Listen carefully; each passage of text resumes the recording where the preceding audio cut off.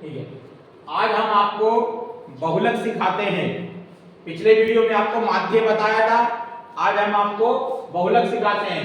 बहुलक कौन से अध्याय में? कक्षा 10 के 13वें अध्याय में। तो 13.2 प्रश्नावली का पहला क्वेश्चन आपको हम समझाते हैं। बहुलक कैसे निकालते हैं, बहुलक होता क्या है। तो ये आपको सारणी पेपर में बनी दिखेगी, ये सारणी बनी बनाई आएगी पेपर में, अपन को हल करना है। तो सारणी में क्या लिखा है, इस टेबल में क्या लिखा है? आयु, रोगियों की संख्या। तो आयु में लिखा है 5 से 15, 15 से 25, 25 से 35, 35 से 45, 45 से 55, 55 से 60। ऊपर वाले कॉलम में आयु दी है और नीचे वाले कॉलम में दी रोगियों की संख्या 6, 11, 21, 23, 14, 5। इस टेबल के माध्यम से अपन को बहुलक ज्ञात करना है। तो कैसे ज्ञात करेंगे?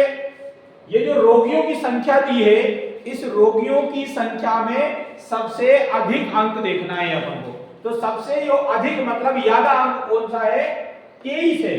तो अपन यहां लिखेंगे कि सबसे अधिक बारंबारता वाला अंक 23 है, जिसका बहुलक वर्ग यानी इसी संख्या के सामने वाला जो बहुलक वर्ग है वो है 35 से 45। तो सबसे अधिक बारंबारता वाला अंक 23 है, जिसका बहुलक वर्ग है 35 से 45। ये इसका बहुलक वर्ग है। अब इसी बहुलक वर्ग में अपन एल का मान निकालते हैं। तो इस बहुलक वर्ग का जो प्रथम पद है, जो पहला पद है, जो पहली संख्या है, जो पहला अंक है, वो कहलाएगा एल का मान। तो एल का मान हो गया 35, क्योंकि 35 से 45, तो एल का मान हो गया 35। अब अपन h का मान निकालें तो h का मान क्या होगा? बहुलक वर्ग के बीच का अंतर। तो अंतर क्या है? 45 में से 35 घटाओ तो 10 बचेगा, तो यानी 10 का अंतर है। तो यहां पर h का मान आ गया 10, अंतर को अपन h मानते हैं। फिर f1 का मान याद करेंगे तो f1 का मान क्या होगा?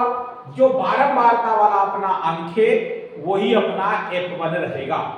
तो ये लिख लिया अपन ने, f1 का मान 23, L का मान 35, H का मान दोनों का अंतर, F1 का मान 23। अब आता है F2। तो F2 कैसे पता करेंगे? जो अपनी बारंबारता वाला अंक है उसके जो आगे वाला अंक है वो कहलाएगा F2, और जो पीछे वाला अंक है यानी पहले वाला अंक है वो कहलाएगा F0। तो जैसे 23 के बाद 14 दिया है तो बाद वाला अंक है, 23 के बाद वाला अंक 14 है, तो 14 क्या हो जाएगा? F2। और 23 से पहले वाला अंक है 21, तो ये हो जाएगा F0।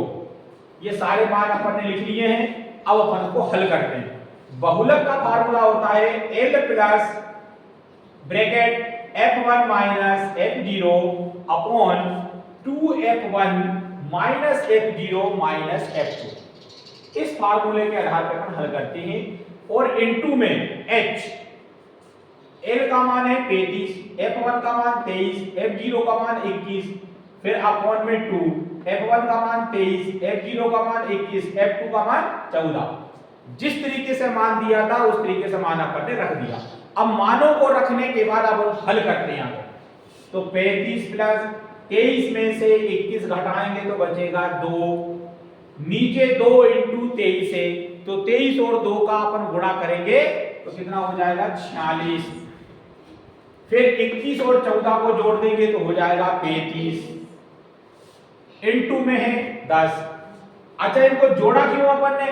क्योंकि जब दो संख्या माइनस की होती है तो आपस में जुड़ के माइनस की हो जाती है, प्लस चिन्ह नहीं रहेगा।